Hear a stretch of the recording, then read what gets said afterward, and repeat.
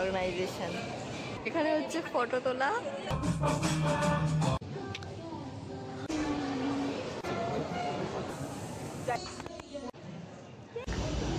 গাছের মধ্যে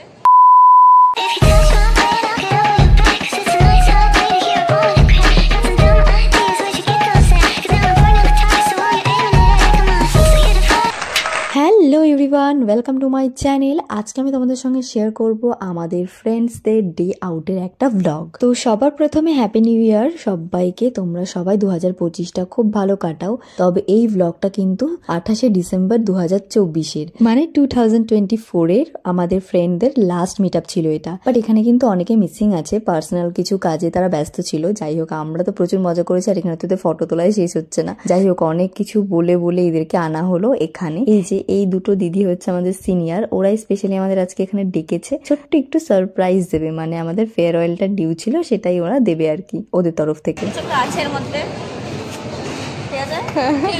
ভাবছি সবাই যে কি আছে।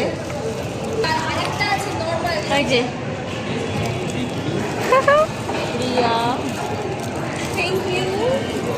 Rimi, madam, thank you. Wow, thank you. আসলে ফেয়ারওয়েলটার পেছনে একটা বড় হিস্ট্রি আছে। আসলে আমাদেরকে কেউ ফেয়ারওয়েল দেয়নি, আমরাই সবাইকে বরং ফেয়ারওয়েল দিয়েছিলাম। সেই জন্য আমাদের মনটা খুব খারাপ ছিল। যাই হোক, তাই জন্য এই দিদি দুটো আরো একজন ছিল, তো তারা প্ল্যানিং করেছিল আমাদের সারপ্রাইজ দেবে এরকম ভাবে। তো ফাইনালি সেই দিনটা চলে এসেছে, আর এইটা হচ্ছে আমাদের গিফট। আমার তো ভীষণ পছন্দ হয়েছে, এতটাই পছন্দ হয়েছে যে আমি আমার রুমের চাবি রিং এটা লাগিয়ে দিয়েছি। তারপরে আমরা একটু খাওয়া দাওয়া করলাম, সবার ফার্স্টে পিৎজা খেলাম। ও আর তোমাদেরকে তো বলাই হয়নি আমরা আজকে এসেছি কোথায়। আমাদের সকলেরই বাড়ির কাছেই প্রায় স্টার মল, সেই জন্য আমরা প্ল্যানিং করলাম স্টার মলেই আমরা মিটটা করব। দেন আমরা অনেকক্ষণ বসে গল্প করলাম, আড্ডা করলাম, প্রচুর ফটো তুলেছি। তারপরে আমরা একটু খাওয়া দাওয়া করলাম। এখান থেকে অনেক বন্ধু বান্ধব চলে গেছিল। তারপরে আমার প্রচন্ড খিদে পাওয়ায় আমি ধোসাও খেয়েছিলাম। তারপরে আমরা চলে এসেছিলাম টিকিট কাটার জন্য, কারণ আমরা আজকে একটা মুভি দেখবো। আর কি মুভি দেখবো সেটা তোমরা তো অলরেডি বুঝেই গেছো আমার ফার্স্টের ইন্ট্রোতেই। তো যাই হোক, আমার একটা শুট ছিল, সেটা হচ্ছে ইউস্টাতে। তো সেই শুটটা করার জন্যই আমি মেইনলি এই 1 ঘন্টার জন্য স্টার মল থেকে বেরিয়ে ইউস্টাতে গেছিলাম। আর তার আগে একটু ঢুকেছিলাম জুডিওতে, কারণ আমার একটু শপিংও করার ছিল। মেইনলি আমি ভেবেছিলাম এখান থেকে একটা জুতো নেবো, যেটা আমি অনেকদিন আগে দেখে গেছিলাম, কিন্তু এখন আর পাচ্ছি না কোথাও খুঁজে।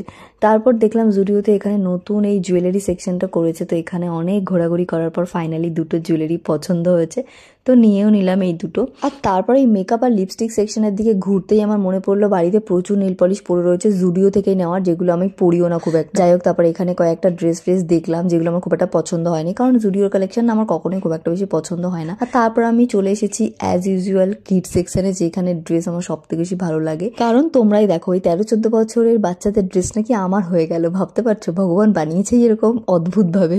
বাই দ্য ওয়ে, আমার মতো তোমরা কে কে আছো কিডস সেকশন থেকে আগেও জামা তুলেছো সেটা কিন্তু জানিও। আমি কিন্তু অনেকবার নিয়ে নিয়েছি। আর জুডিও থেকে বেরিয়েই এই দুটো জিনিস কিনেছি, তো আমার এখনই খুলতে হবে, এখনই পড়তে হবে, তাই টানা হেচড়া করেও খুলতে পারলাম না। আর জুডিওর পাশে যেহেতু ইউজটা খুলে গেছে, তো আমরা তারপরে এসেছি ইউজটাতে। এখানে মেইনলি আমার শুট ছিল, একটা কোলাবোরেশন শুট, তো সেটা করতে এসেছিলাম। বাট এখান থেকে আমার কয়েকটা জিনিস পছন্দ হয়েছে, যেমন সবার ফার্স্টেই ব্যাগটার মধ্যে আমার ফোনও ধরছিল না ঠিকঠাক করে, তাও এটা আমার এত নিতে ইচ্ছা করছিল, তোমাদের কি বলবো। আর এদিকে দেখো, শুট কমপ্লিট করতে না করতেই যে ড্রেসগুলো পছন্দ হচ্ছে সেগুলো ঝোলাই ভরে নিয়ে চলে এসেছি ট্রায়াল দেবো বলে। মানে আমরা মেয়ে, আমাদের জন্মগত স্বভাব এটা, কিছু দেখলেই সেটা পছন্দ হয়ে যাবে। তারপরে আমরা আমাদের শপিং কমপ্লিট করে লাফাতে লাফাতে চলে এসেছি স্টার মলে, কারণ আমাদের মুভি টাইমও হয়ে গেছিল, 5 মিনিট বাকি ছিল, তখন স্টার মলে ঢুকেছি। আর আমাদের দুঃখের কথা কি বলবো, আমাদের সাইডের দিকে সিট নিতে হয়েছে, কারণ মাঝখানের দিকে পুরো বুক হয়ে গেছিলো অনেকটা লেটে বুক করার জন্য। যাই হোক, আমার হলে ঢুকে সবার আগের কাজ ছিল, যেটা তোমরা দেখতে পাচ্ছ, ইয়েস, ইনকমপ্লিট কাজ কমপ্লিট করা, যেটা আমি জুডিওর সামনে একদমই করতে পারিনি। এই ব্রেসলেটের প্যাকেটটাকে ছিঁড়ে, দাঁত দিয়ে ছিঁড়ে আমি হাতে তখনই আমাকে পড়তে হয়েছে। যাই হোক, তারপরে আমি ইউজটা থেকে যে ভিডিওটা শ্যুট করেছিলাম সেটা আমি তখন এডিটিং করছিলাম, সেটাও জানি না কেন করছিলাম। তারপরে আমাদের ফাইনালি মুভিটা স্টার্ট হলো। তোমরা তো আমার ইন্ট্রো দেখে বুঝে গেছো কি মুভি দেখতে এসেছি। ইয়েস, পুষ্পা 2।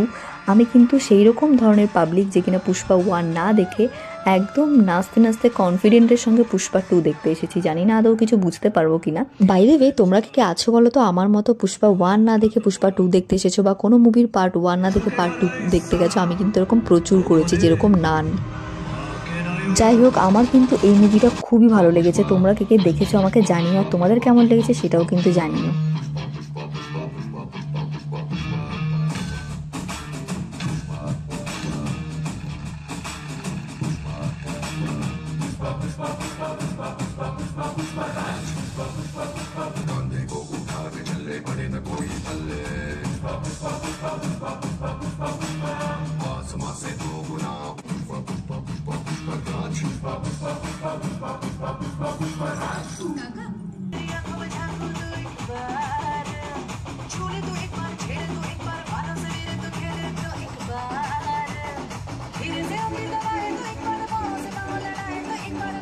মুভিটা কিন্তু অনেক বড় ছিল, তাই জন্য মাঝখানে একটুখানি আমরা ব্রেক নিচ্ছিলাম, মানে এরকম পিৎজা খেয়ে পেটটা ভরে নিচ্ছিলাম আর কি। প্রচণ্ড খিদে পেয়ে গেছিলো, অনেকটা রাতও হয়ে গেছে, সেই জন্য আর কি পিৎজাটাই অর্ডার করলাম, নয়তো পপকর্ন খেতাম। আর আমরা না মার্গারিটা পিৎজা অর্ডার করেছিলাম, বুঝতেই পারিনি মার্গারিটা পিৎজা বলতে কোনো টপিংস থাকবে না। যাই হোক, এটাই খেয়েছিলাম, আর কি করবো।